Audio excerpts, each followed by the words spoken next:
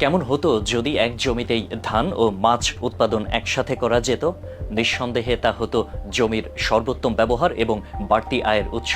China কিংবা থাইল্যান্ডের কৃষকদের আমরা প্রায়ই দেখি অভিনব সব উপায়ে ধানের সাথে মাছ, কাঁকড়া কিংবা হাঁস মুরগিও উৎপাদন করছে আর বাড়তি আয় করছে দুহাত ভরে। ধান খেতে ব্যবহৃত সার, গোবর, পানি ও মাটির সাথে মিশে প্রাকৃতিকভাবে খাবার তৈরি করে, যা মাছ কিংবা হাঁস মুরগি পালনে খুবই উপযোগী।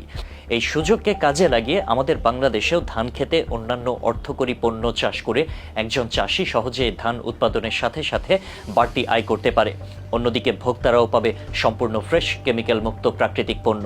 চলুন তাহলে দেখে নেওয়া যাক চায়না কিংবা থাইল্যান্ডের মতো দেশগুলোই কোন অভিনব কায়দায় কীটনাশকের ব্যবহার ছাড়াই চাষাবাদ করছে আর একই জমির সর্বোচ্চ কাজে লাগিয়ে আয় করছে মোটা অঙ্কের টাকা। জানলে অবাক হয়ে যাবেন, চাইনিজরা তাদের ধান খেতে মাছ ছেড়ে দেয়। এই পদ্ধতি